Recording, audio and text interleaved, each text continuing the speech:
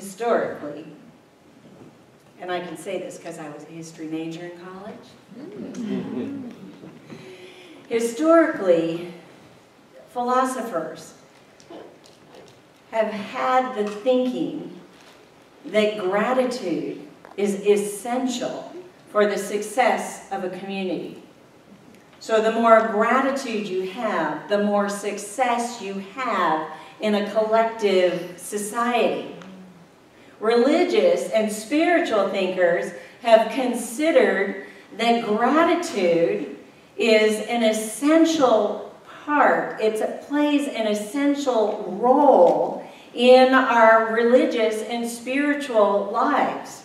So the more gratitude we practice, the more we experience the kingdom of heaven.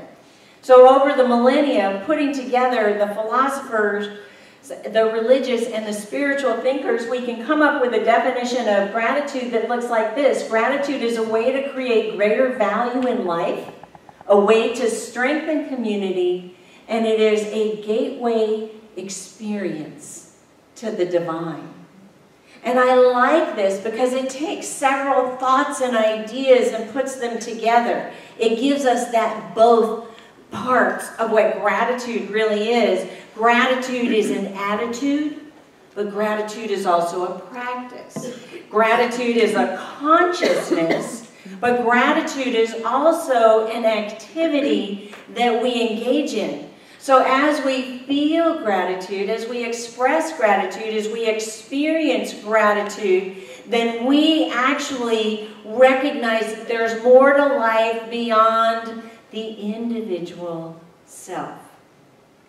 Reverend Nikki gave us a beautiful example of Maria Nemeth's 4-box model last week about, and gratitude is just perfect for the 4-box model. We make conclusions about life, but with gratitude, we make conclusions about ourselves that open us up to see more and more of our divinity. With gratitude, we see more and more of our self-worth. And when that happens, then we go out into the world and we look for evidence that our conclusion is right. So we're out in the world looking for evidence that we are worthy and that we are contributing members of a community. And when that happens, then we see the world differently. We see others differently. We see them, oh my gosh, when I see my self-worth, I see that you too are divine. I see your true Christ self. I see that you too are worthy. I see that you are wise, that you are loving, that you are compassionate, that you are strong, and that you are wise. I see all that because I've made a conclusion, I've collected evidence, and there it is, manifesting in my life. And when I see all that, then I see that others show up as whole. I don't see other people as broken. I don't see other people as needy. My gratitude for my life has opened the way through that 4-box model so that I can see other people as whole. Whole and magnificent, just the way they are. This is not just a unity concept. It's not just a new thought truth. This is a universal truth. When we express gratitude, everything looks better. Everything is experienced better. Everything is expressed better. The Buddhists use gratitude to have a positive impact on karma. All those acts of benevolence, all those acts of philanthropy, all those acts of service create better karma for the individual. And when the individual has better karma, then the community has better karma. In Islam, there are 5 prayers a day. And the 5 prayers a day are required by devout Muslims to be recited, not to ask Allah for everything, but to thank Allah for everything. In Judaism, it's believed that at night when we sleep, our soul goes to God. There's a very simple morning prayer. It's 2 lines long, but it begins with, thank you, God, for allowing me to live another day. So when we wake up and God has given us our soul back, it's reason for celebration and gratitude. In Christianity, the Apostle Paul taught gratitude over and over and over again to the new followers of the teachings of Jesus. In all things, give thanks. To me, that is saying, in oneness, I am giving thanks to God. I am giving thanks to you because you are the face of God. I'm giving thanks to you because you're the face of God. You're sharing gratitude with me because I am the face of God. Each and every one of us is the face of God in oneness. In Judaism and Christianity, we share some scriptures, and one of them is the book of Psalms in Hebrew scriptures. And the 100th Psalm says, and this is the Message translation, on your feet now, applaud God. Bring a gift of laughter. Sing yourselves into his presence. Know this, God is God. He made us. We didn't make him. We're his people, his well-tended sheep. Enter with the password, thank you. Make yourselves at home, talking praise.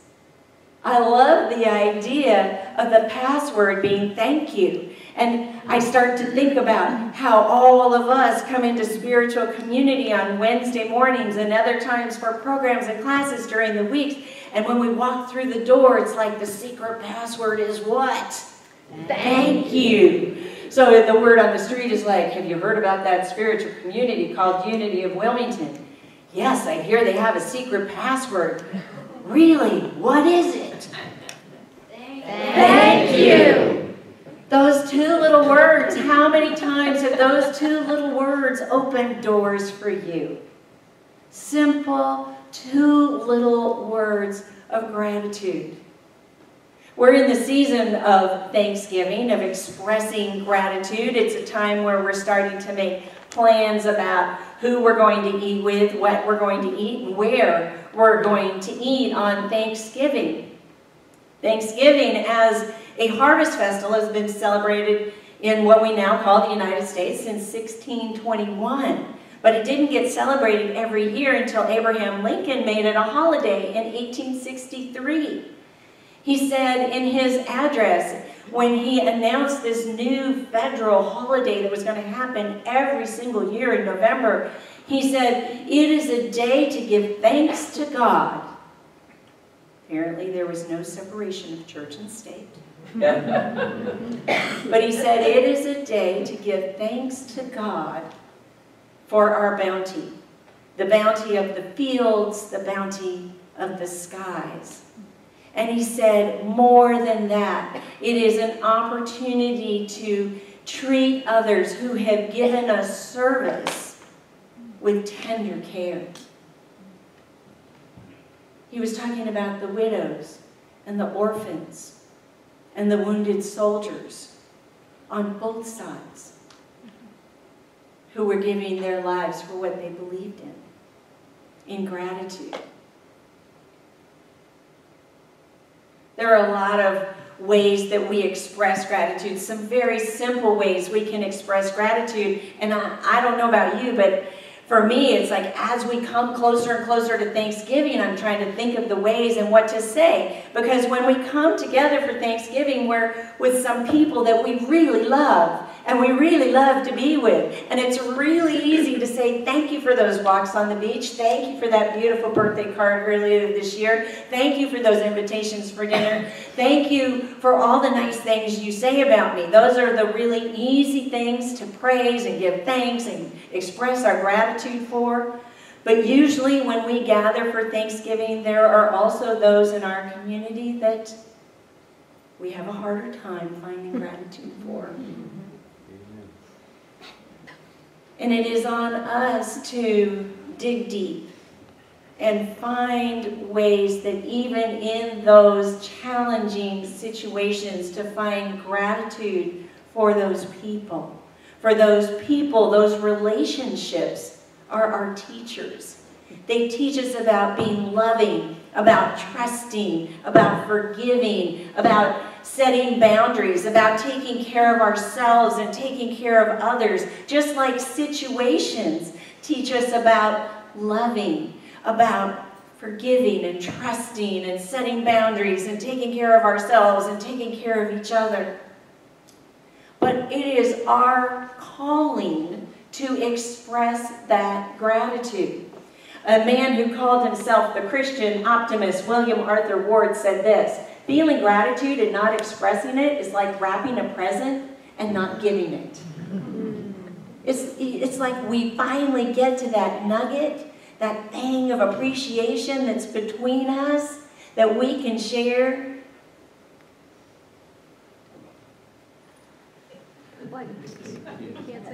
Don't. So, if you go to the internet, there are lists and lists and lists about ways to share gratitude with others, ways to show gratitude to people who love you. Share a specific example of something they did for you and how it made a difference in your life. Or invite them to do something you know that they've always wanted to do. Showing gratitude to people who challenge you. Thank them for introducing you to a new way of looking at things, even if you still don't agree. Challenge them right back to be the best they can be with love and positive intentions. And for those who serve you or serve us, give a larger tip than usual.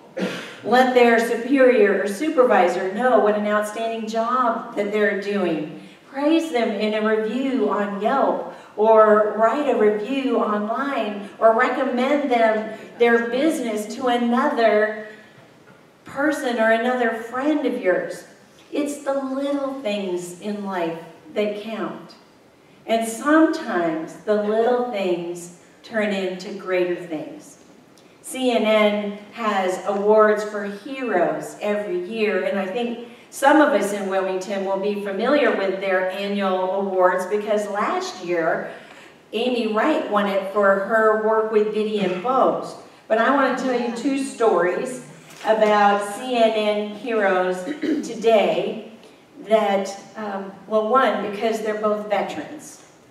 And secondly, I want to tell you these two stories because both of these individuals were the recipients of gratitude first. And I want you to see what a profound impact it had on them and their desire to turn around and express gratitude for others. In 2013, Dale Beatty got the CNN Hero Award. He was in northern Iraq when the Humvee that he was in hit an anti-tank mine. It was thrown up in the air and twisted around, and somehow it landed on Dale's legs. A few days later, his legs were amputated below the knee. He spent a year at Walter Reed in rehab. And as he was recovering, his home church in the community that he grew up in was wondering what they could do to support him. They remembered that Dale had a dream of building a house with his own hands for his wife and his two sons when he came back from Iraq. So they got together. They found a builder in the community. Dale's father donated the land, and together they built him a wheelchair-friendly home with wider doors and bathrooms that you can roll into. And when he was released from Walter Reed, he had a place to come home to. Now, Dale's friend that he was also in the Humvee with suffered a traumatic brain injury, but his friend was in construction. So throughout the whole process of Dale's community in Statesville, right? Statesville, North Carolina, all that time they were building it, Dale was consulting with his friend. And at the end, when Dale moved in, he said, "This is such a wonderful feeling. This is such a wonderful freedom. I want other vets to have this experience as well." So he and his friend pooled all their military disability money and started a nonprofit called Purple Heart Homes. And they have either remodeled or invited and supported access for vets to move into homes that support their physical and emotional and mental needs, not only just in the eastern part of the United States, but they're actually moving across the United States, thousands and thousands of vets. So this is what one testimonial said. Kevin Smith, who was a Vietnam veteran from Newton, North Carolina, he suffered knee and back injuries. For decades, he endured dozens of operations and gradually became more reclusive, in part because he was afraid of falling down his front steps, which had no railing. Purple Heart's Homes came in, built a wheelchair ramp in front of his home, and it changed his life. Smith said this, "For 35 years, no one cared.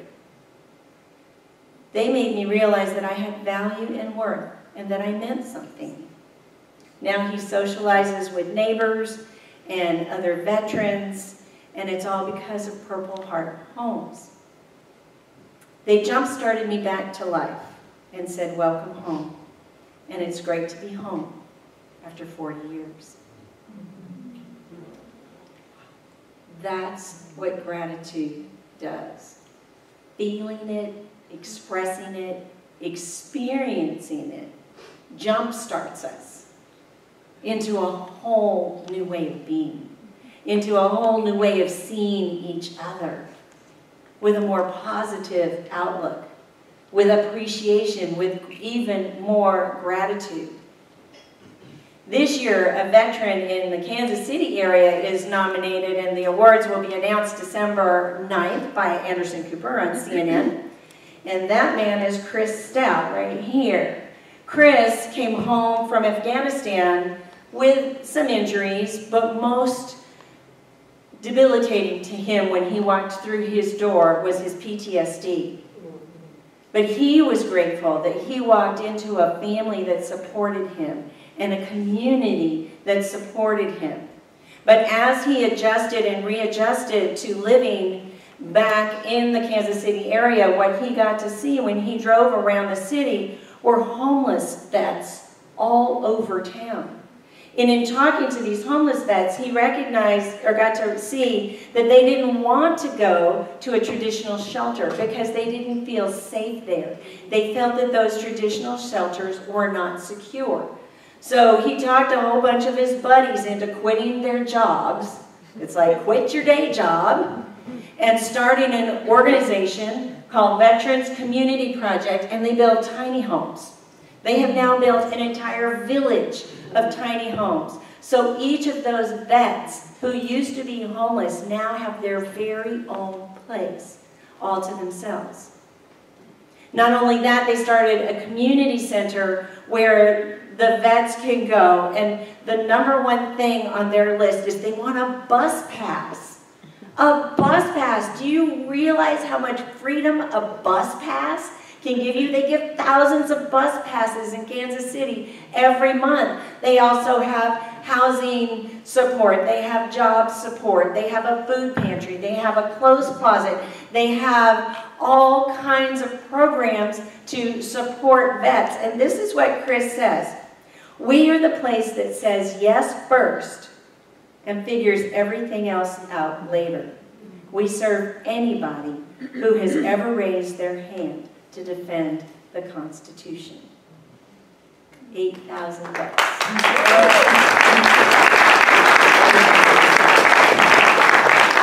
It's the little things. It's how we are with each other. When we feel gratitude, when we express gratitude, when we experience gratitude, we value life more. We are stronger in community, and we have that gateway to an experience of the divine. So if this is something that interests you, we have an affirmation.